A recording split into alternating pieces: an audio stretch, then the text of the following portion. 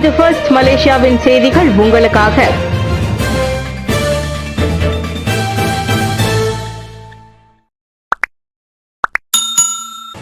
ஒலிபெருக்கி வைக்கும் பிளாஸ்டிக் பெட்டிக்குள் போதைப் பொருள் மறைத்து வைப்பு.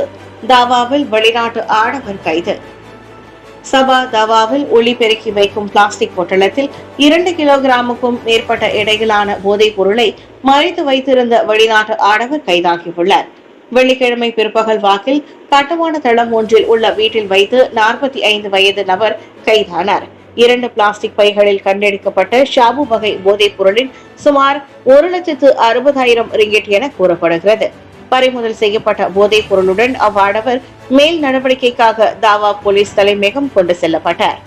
1952ஆம் ஆண்டு அபாயகர போதைப் பொருள் சட்டத்தின் கீழ் அவர் விசாரணைக்காக தடுத்து வைக்கப்பட்டுள்ளார்.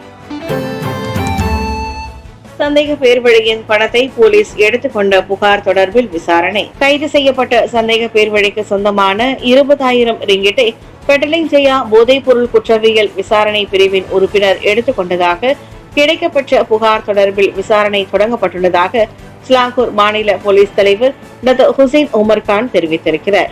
தனது மகனுக்கு சொந்தமான அந்த பணத்தை அவன் தடுத்து வைத்த போலீஸ்காரர் எடுத்துக் கொண்டுள்ளதாக 50 வயது ஆடவர் புகார் செய்ததை தொடர்ந்து இந்த நடவடிக்கை எடுக்கப்பட்டுள்ளது. அதோடு தடுத்து வைக்கப்பட்டிருந்த போது அந்த சந்தேக நபரை போலீஸ்காரர் தாக்கியதாக தெரிவிக்கப்பட்டுள்ள குற்றச்சாட்டு குறித்தும் விசாரணை தொடங்கப்பட்டுள்ளதாக ஹுசைன் கூறினார். 20 வயதுடைய அந்த சந்தேக பேர்வழி கடந்த மாதம் 17ஆம் தேதி 1982ஆம் ஆண்டின் அபாயகர போதைப் பொருள் சட்டத்தின் 39B பிரிவின் கீழ் நீதிமன்றத்தில் குற்றம் சாட்டப்பட்டார். ஜொஹூரில் போலீஸ் போல ஆள் மாறாட்டம் செய்த நபரிடம் 3 லட்சம் ரிங்கிட்டை இழந்த மூதாட்டி. தொலைபேசி வாயிலாக அழைத்து போலீஸ் போல ஆள் மாறாட்டம் செய்த நபர் ஒருவரிடம் 3 லட்சம் ரிங்கிட்டிற்கும் அதிகமான தொகையை பறிகொடுத்துள்ளார் ஜொஹூர் பத்து பஹாட்டை சேர்ந்த மூதாட்டி ஒருவர். கடந்த மாதம் 6ஆம் தேதி பேராக் போலீஸ் தலைமையகத்தை சேர்ந்த போலீஸ் அதிகாரி என தம்மை அடையாளப்படுத்திக் கொண்ட ஆடவன் ஒருவனிடம் இருந்து தமக்கு தொலைபேசி அழைப்பு வந்ததாக அந்த 60 வயது மூதாட்டி கூறியுள்ளார். சட்டவிரோத பணமாற்று நடவடிக்கையில் ஈடுபட்டதால் அம்மூதாட்டியை கைது செய்ய போவதாகவும் வங்கி கணக்குகளை முடக்கப் போவதாகவும் அவன் மிரட்டியுள்ளான். அதோடு தேசிய தணிக்கை துறையிடம் கொடுத்து விசாரிக்க ஏதுவாக மூதாட்டியின் வங்கி விவரங்களை ஒப்படைக்குமாறும் அவன் கூறியுள்ளான். அதனைத் தொடர்ந்து கடந்த மாதம் 19ஆம் தேதி வெவ்வேறு வங்கி கணக்குகளுக்கு கட்டம் கட்டமாக அம்மூதாட்டி 66,500 ரிங்கிட்டை பணம் செலுத்தியுள்ளார். எனினும் கடந்த திங்கட்கிழமை தனது வங்கி கணக்கில் இருந்து 2,44,945 ரிங்கிட் பணம் குறைந்துள்ளதை அடையாளம் கண்டுகொண்ட அம்மூதாட்டி தாம் ஏமாற்றப்பட்டதை உணர்ந்து போலீஸ் புகார் செய்ததாக பத்பஹாட் இடைக்கால போலீஸ் தலைவர் சூப்பரிண்டென்டென்ட் ஷாருல் அன்வார் மொஹாஷர் தெரிவித்தார். இச்சம்பவம் தொடர்பில் குற்றவியல் சட்டத்தின் 420வது பிரிவின் கீழ் விசாரணை தொடங்க உள்ளது. மூவார் நாடாளுமன்ற தொகுதிக்கு இவ்வாண்டு இதுவரை 27 லட்சம் ரிங்கிட் நிதி ஒதுக்கீடு. சைட் சாடிக்கிற்கு துணை பிரதமர் பதில். ஜொஹூர் மூவார் நாடாளுமன்ற தொகுதிக்கு மத்திய அரசாங்கம் இவ்வாண்டு 27 லட்சம் ரிங்கிட் நிதியை ஒதுக்கியுள்ளது. மூவாரில் 60 திட்டங்களை மேற்கொள்ள கடந்த ஜனவரி முதல் நேற்று முன்தினம் வரையில் அத்தொகை அங்கீகரிக்கப்பட்டதாக துணை பிரதமர் டத்து ஸ்ரீ ஃபடிலா யூசுப் கூறினார். 9 மசூதிகளின் மறுசீரமைப்பு, 18 புரோகிராம் மெர்சா உள்ளிட்ட பல்வேறு திட்டங்களுக்காக அந்த 27 லட்சம் ரிங்கிட் ஒதுக்கப்பட்டுள்ளது. எனவே மூவார் நாடாளுமன்றத்திற்கு எவ்வித நிதி ஒதுக்கீடும் இல்லை என்ற பேச்சுக்கே இடமில்லை என்றார் அவர். Muar MP Syed Saddiq Syed Abdul Rahman கூறுவது போல் வாக்காளர்களுக்கு நெருக்குதல் அளிக்கும் நோக்கிலான பழைய பழி வாங்கலும் அல்ல என துணை பிரதமர் கூறினார். நிதி ஒதுக்கீடு தொடர்பான பேச்சுவார்த்தை தொடங்கி 8 மாதங்கள் ஆகியும் தனது தொகுதிக்கு இதுவரை எந்த ஒரு ஒதுக்கீடும் வந்த பாடில்லை என சைட் சாடிக் குற்றம் சாட்டியிருந்ததாக முன்னதாக ஊடகங்களில் செய்தி வெளியாகியிருந்தது. அவற்றை மறுத்து பேசுகையில் துணை பிரதமர் அப்புள்ளி விவரங்களை வெளியிட்டார். கிளான் பள்ளத்தாக்கில் தண்ணீர் விநியோக தடை. 182 தண்ணீர் லாரிகள் தயார் நிலையில் வைப்பு. கிளான் பள்ளத்தாக்கில் அட்டவணையிடப்பட்ட நீர் விநியோக தடை இன்று காலை தொடங்குவதால் நீரை சேமித்து வைத்துக் கொள்ளுமாறு அப்பகுதி வாழ் மக்களுக்கு மீண்டும் நினைவுறுத்தப்படுகின்றனர். பாதிக்கப்பட்ட பகுதிகளுக்கு 182 தண்ணீர் லாரிகள் அனுப்பப்படுகின்றன.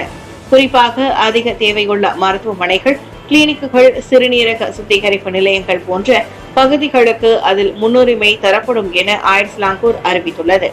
நீர் சுத்திகரிப்பு ஆலைகளில் பராமரிப்பு பணிகளுக்கு வழி விடுவதற்காக அட்டவணையிடப்பட்ட இந்த தண்ணீர் விநியோக தடை ஏற்பட்டுள்ளது.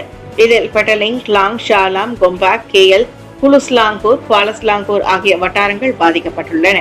நாளை அதிகாலை முதல் கட்டம் கட்டமாக தண்ணீர் விநியோகம் வழக்கு நிலைக்கு திரும்பும் என அறிவிக்கப்பட்டுள்ளது. மேல் விவரங்களுக்கு ஐஸ்லாங்கூர் சமூக ஊடக பக்கங்களை வலம் வரலாம். இஸ்ரேலிய கண்டெய்னருடன் பாடங் பசாரில் நுழைந்த ட்ரக் தாய்லாந்துக்கே திரும்பி செல்ல உத்தரவு. இஸ்ரேலில் இருந்து வந்த கண்டெய்னர் அல்லது கொள்கலனை பயன்படுத்தியதால் தாய்லாந்திலிருந்து உறைந்த கோழி இறைச்சியை ஏற்றிக்கொண்டு பாடங் பசாருக்குள் நுழைந்த ட்ரக் லோரி ஒன்றை உடனடியாக திரும்ப அனுப்ப பாரஸ் மலேசிய சுங்கத்துறை உத்தரவிட்டது. கடந்த ஞாயிற்றுக்கிழமை நண்பகல் மணி 12:03 வாக்கில் அச்சம்பவம் நிகழ்ந்ததை பெர்லிஸ் மாநில சுங்கத்துறை இயக்குநர் இஸ்மாயில் ஹாசிம் உறுதிப்படுத்தினர். ஏற்றி வந்த பொருட்களை இறக்குமதி செய்யவும் அனுமதிக்காக விண்ணப்பிக்க பாடங் பசார் ICQS சோதனை சாவடிக்குள் நுழைய முற்பட்ட போது அந்த ட்ரக் அடையாளம் காணப்பட்டது. அந்த கொள்கலனில் மேல் பாதிக்கப்பட்டிருந்த ஜிம் எனும் முத்திரையை கொண்ட அது அடையாளம் காணப்பட்டதாக இஸ்மாயில் சொன்னார். அதனால் அந்த ட்ரக் தடுத்து நிறுத்தப்பட்டு சோதனைக்கு உட்படுத்தப்பட்டதோடு இஸ்ரேலை தளமாக கொண்டு செயல்படும் நிறுவனத்திற்கு அது சொந்தமானது என்பது கண்டறியப்பட்டவுடன் உடனடியாக தாய்லாந்து நாட்டிற்கு திரும்ப அனுப்பப்பட்டது. சுற்றுப்பயணிகளிடம் மலேசியா குறித்தும் இஸ்லாம் பற்றியும் தவறாக பேசிய இ-ஹெயிலிங் ஓட்டுநர் விளாசி தள்ளும் நெட்டிசன்கள். இங்கிலாந்து சுற்றுப்பயணிகளிடம் மலேசியா பற்றியும் இஸ்லாம் குறித்தும் தவறாக பேசிய இ-ஹெயிலிங் ஓட்டுநர் நெட்டிசன்களின் கடும் கண்டனத்திற்கு ஆளாகியுள்ளார். இந்நாட்டில் குறிப்பிட்ட மதத்தின் விதிமுறைகளை பின்பற்ற மற்ற சமயத்தாரும் கட்டாயப்படுத்துவதாகவும் இங்கு கேளிக்கை எதுவும் இல்லை, காட்டில் வசிப்பது போல் உள்ளது என்றும் அவர் சகட்டு மேனிக்கு பேசியுள்ளார்.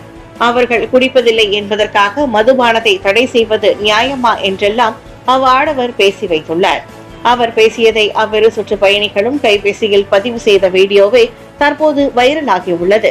அந்த ஓட்டுநரின் பேச்சு 3R எனப்படும் இனம், மதம், ஆட்சியாளர்கள் ஆகிய அம்சங்களை தொட்டிருப்பதால் அவர் மீது போலீஸ் கடும் நடவடிக்கை எடுக்க வேண்டும் என பெரும்பாலான பயனர்கள் ட்விட்டரில் வலியுறுத்தியுள்ளனர். அதோடு அவரின் குடியுரிமை ரத்து செய்யப்பட்டு வாகனம் ஓட்டும் உரிமமும் மீட்டுக் கொள்ளப்பட வேண்டும் என கோரிக்கை விடுக்கப்பட்டுள்ளது. மலேசியா வருபவர்களிடம் நாட்டை பற்றி புகழாவிட்டாலும் பரவாயில்லை, இப்படி இகழ்ந்து பேசுவது ஏற்றுக்கொள்ள முடியாது என நெட்டிசன்கள் கருத்து பதிவேற்றி வருகின்றனர். மைக்ரோ பிளாஸ்டிக் பயன்பாட்டில் கவலை அளிக்கும் வகையில் முதலிடம் வகிக்கும் மலேசியா. 5 மில்லிமீட்டருக்கும் குறைவான பிளாஸ்டிக் துகள்களான மைக்ரோ பிளாஸ்டிக் பயன்பாட்டில் 109 நாடுகளில் மலேசியா முதலிடத்தில் உள்ளது என்று அண்மைய ஆய்வில் கண்டறியப்பட்டுள்ளது. சுற்றுச்சூழல் அறிவியல் மற்றும் தொழில்நுட்பம் இதழிகள் வெளியிட்ட ஆய்வில் ஒரு மலேசியர் சராசரியாக 502.3 மில்லிகிராம் மைக்ரோ பிளாஸ்டிக்கை சாப்பிடுகிறார் என்று கண்டறியப்பட்டுள்ளது. மலேசியாவின் மைக்ரோ பிளாஸ்டிக் பயன்பாட்டில் 50 விழுக்காட்டுக்கும் அதிகமானவை மீன்கள் உட்கொள்வதை உட்படுத்தியதாக அவ்வறிவிக்கை தெரிவிக்கிறது. மைக்ரோ பிளாஸ்டிக்ஸ் பொதுவாக நன்னீர் மற்றும் கடல் சூழல்களில் காணப்படுகின்றன. அவற்றை உயிரினங்கள் உட்கொண்டு பின்னர் மனிதர்களால் அவை உட்கொள்ளப்படுகின்றன. மைக்ரோ பிளாஸ்டிக் துகள்களை உள்ளிழுக்கும் முதல் 10 நாடுகளில் ஒன்றாகவும் மலேசியா பட்டியலிடப்பட்டுள்ளது. அதாவது தனிநபர் ஒரு நாளைக்கு 4,94,000 மைக்ரோ பிளாஸ்டிக் துகள்களை நுகர்கிறார். இந்தோனேசியா, மலேசியா, பிலிப்பைன்ஸ், வியட்நாம் போன்ற விரைவாக வளர்ந்து வரும் தொழில்மய நாடுகள் உலக அளவில் மைக்ரோ பிளாஸ்டிக்கை அதிகரிப்பில் முதலிடம் வகிப்பதற்கு அதிகப்படியான கடல் உணவு பயன்பாடே காரணம் என அவ்வறிக்கை கூறியது. மைக்ரோ பிளாஸ்டிக் பயன்பாடு மற்றும் சாத்தியமான பொது சுகாதார அபாயங்களை குறைக்க ஆசியா, ஐரோப்பா, ஆப்பிரிக்கா, வட மற்றும் தென் அமெரிக்காவில் வளரும் மற்றும் தொழில்மய நாடுகளில் உள்ள அரசாங்கங்கள் மேம்பட்ட நீர் சுத்திகரிப்பு மற்றும் பயனுள்ள திடக்கழிவு நிர்வகிப்பு முறையை அமல்படுத்த வேண்டும் என்றும் பரிந்துரைக்கப்பட்டுள்ளது. எண்ணெய் நிலையத்தில் நின்றிருந்த காருக்குள் ஆள் இருப்பது தெரியாமல் சேருதை கடத்திய ஆடவன், வைரலான வீடியோ. பஹாங் குவாந்தானில் எண்ணெய் நிலையம் ஒன்றில் நிறுத்தி வைக்கப்பட்டிருந்த காரினுள் ஆள் இருப்பது தெரியாமல் கண்ணிமைக்கும் நேரத்தில் மர்ம நபர் அதனை கடத்தி கொண்டு போயிருக்கிறார். அந்த ஹோண்டா சிட்டி காருக்கு சொந்தக்காரரான 38 வயது பெண்ணின் தாயார் அவர்தான் காருக்குள் இருந்துள்ளார்.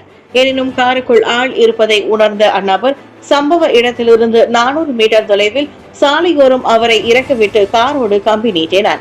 நேற்று முன்தினம் பிற்பகல் 3:10 மணிகளவில் காருக்கு எண்ணெய் நிரப்பவும் கழிவறைக்கு செல்லவும் செமாம்புவில் உள்ள ஷெல் நிலையத்தில் அப்பெண் காரை நிறுத்திய போது அச்சம்பவம் நிகழ்ந்தது. எண்ணெய் நிரப்பியதும் கழிவறைக்கு அருகே காரை நிறுத்திவிட்டு என்ஜின் ஓடிக்கொண்டிருக்கும் காரில் இருந்து இறங்கி அப்பெண் கழிவறைக்கு சென்றார். காரினுள் அமர்ந்திருந்த தனது தாய் திடீரென உதவி கேட்டு கூச்சலிட்ட போது திரும்பி பார்த்தால் மர்ம நபர் காரோடு கம்பி நீட்டிவிட்டார். மொட்டை தலையோடு கருப்பு கண்ணாடி அணிந்திருந்த ஆடவன் காரை எடுத்துக்கொண்டு ஓடுவது அந்த ஷெல் நிலைய சிசிடிவி கேமராவில் பதிவாகியுள்ளது. அப்பெண்ணின் ஐபோன் 14 கைபேசி, டிஎன்டி ஸ்மார்ட் டேக் அட்டைகளும் காரோடு போய்விட்டன. திருடப்பட்டதென நம்பப்படும் ஹோண்டா EX5 மோட்டார் சைக்கிளில் அந்த ஆடவன் போலீசை தீவிரமாக தேடி வருகின்றனர்.